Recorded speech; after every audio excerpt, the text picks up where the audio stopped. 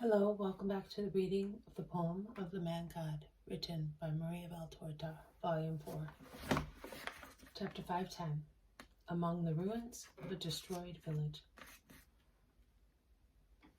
12th October 1946. I do not know in which place is Jesus. He is certainly in the mountains, in a place deserted after it was destroyed, either by a cataclysm or by active war. And I would say that the latter is the more likely cause. Because the ruins of the house show signs of fire in the ceilings, protected from rain, and still visible through the tangle of bramble, ivy, and other creepers and parasitic plants, which have grown everywhere. The broad, hairy leaves of a plant, whose name I do not know, although I have seen it also in Italy, cover a large ruin which looks like a steep hill. Farther back, a wall, standing upright and lonely to contemplate the rest of the collapsed house, is invaded by caper bushes and pellitory and a clematis, whose branches undulate in the wind like loose hair, hangs from a fretted parapet of what once was a terrace. Another house, the central part of which has collapsed, while the outer walls are still erect, looks like a huge flower vase, which in place of stems contains trees which have grown spontaneously in the hollow where rooms previously were.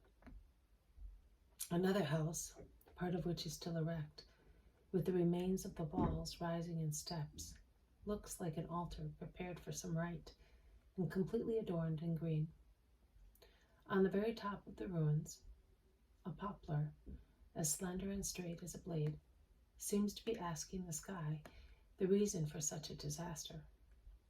And between house and house, rubble and rubble, obstinate fruit trees, now degenerate and wild, overwhelmed by other vegetation, or overwhelming it, grown from fallen fruit, twisted, straight, creeping, coming out from holes in walls, from a dried well, give the impression of a bewitched forest. And birds and pigeons, coming out of crevices among the ruins, fly avidly towards neighboring fields once cultivated, where now there are tangles of hard vetch, dried up by the sun, and from their open pod seeds drop to the ground to spring up again at springtime, and tangles of darnel and tares.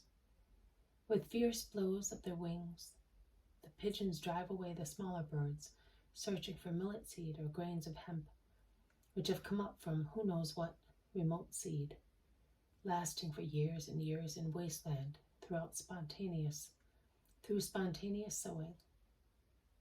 And the birds, particularly the quarrelsome sparrows, avenge themselves by tearing off the thin ears of the scrubby millet and taking them away to their nests, flying with difficulty, all twisted because of the weight and the encumbrance of the millet cob. Jesus is not only with his apostles. There is also a large group of disciples, amongst whom Cleopas and Hermas of Emmaus, the sons of the old chief of the synagogue, Cleopas and Stephan. There are also some men and women, as if they had come from some village to invite Jesus to go to their town, or if they were following him after he had been with them. And Jesus, crossing the ruined site, often makes a pause to look around, and he stops at the highest spot that commands a view over entanglements of rubble and vegetation, where life is represented only by the pigeons, which once were certainly mild and tame, whereas now they are wild and fierce. He contemplates the place with his arms folded across his breast, his head lowered, and the more he looks around, the paler and sadder he becomes. "Why are you stopping here, Master? One can clearly see that this place distresses you. Do not stop to contemplate it. I'm sorry I made you come this way, but it's such a good shortcut," says Cleopas of Emmaus. "Oh, I am not looking at what you see." "At what then, Lord? Perhaps you see the past event once again?" "It was certainly a dreadful one." "That is the system of Rome," says the other man from Emmaus. and that should make one think. See, there was a town here. It was not a large one, but it was beautiful. It consisted more of luxury houses than of humble ones. And these places, which are now wild forests, belonged to rich people. And these fields, now sterile and covered with bramble, darnel and nettles, were also the property of rich people. They were then rich orchards and fields full of crops, and the houses were beautiful, with gardens full of flowers and wells and fountains where pigeons bathed and children played. All the inhabitants of this place were happy, but happiness did not make them just. They forgot the Lord and his words, and this is the result. No more houses, no flowers, no fountains, no crops, no fruit. Only the pigeons are left, and they are no longer as happy as they used to be. And in place of the golden corn and the cumin of which they were so greedy, they now fight to have a little coarse vetch or bitter darnel, and they feast when they find an ear of barley which has come up among the thorns. And as I look, I do not even see the pigeons anymore, but faces and faces, many of which are not yet born. And I see ruins and ruins, bramble and wild grapes and vetch cover the land of our fatherland. And all that happens because we did not want to accept the Lord. I can hear exhausted children weep, as they are more unhappy than these birds, for which God still provides the minimum assistance to survive, whereas these babies will be destitute of all help, struck by the general punishment, languishing on the dry breasts of their mothers, who will be dying of starvation and sorrow and indefinable fear. Indefinable fear.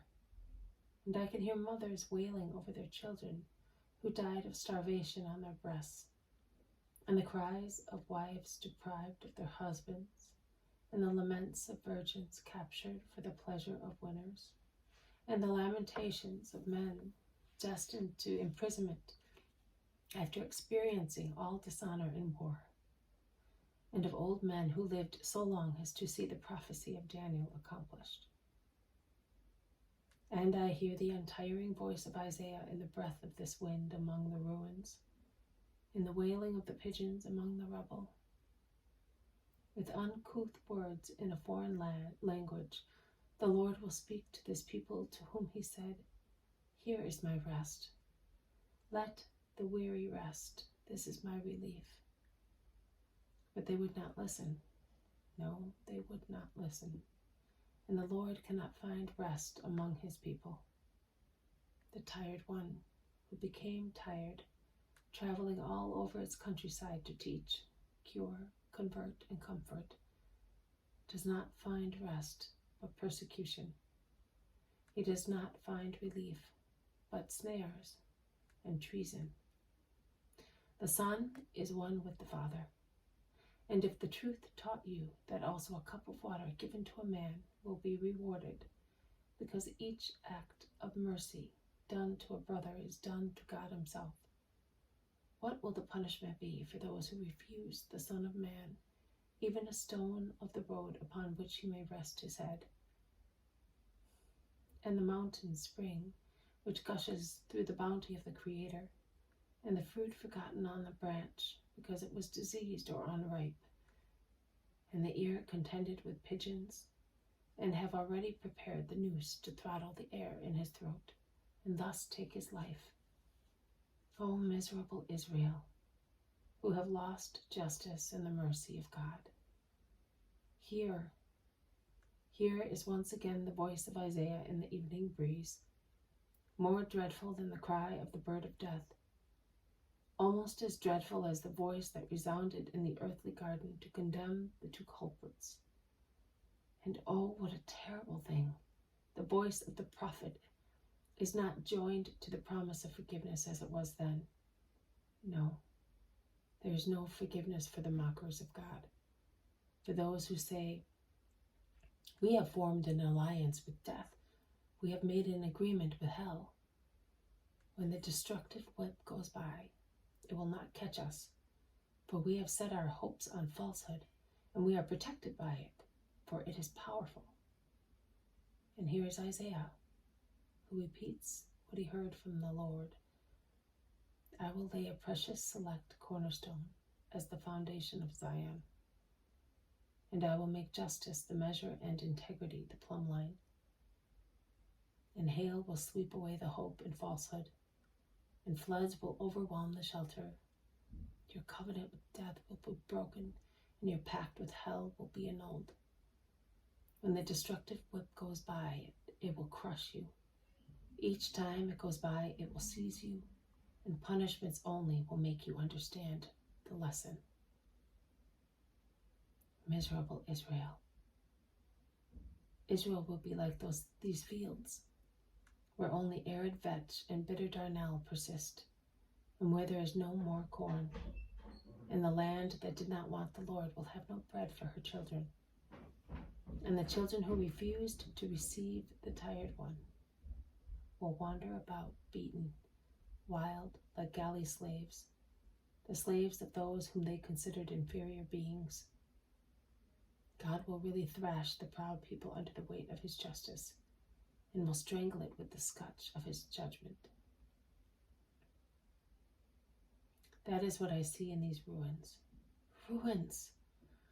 Ruins to the north, to the south, to the east, to the west, and above all in the center, in the heart, where the guilty town will be changed into a putrid pit. And tears run slowly down the pale face of Jesus, who raises his mantle to veil it, leaving uncovered only his eyes, dilated by the painful vision. And he sets out again, while those who are with him hardly whisper, terrified as they are.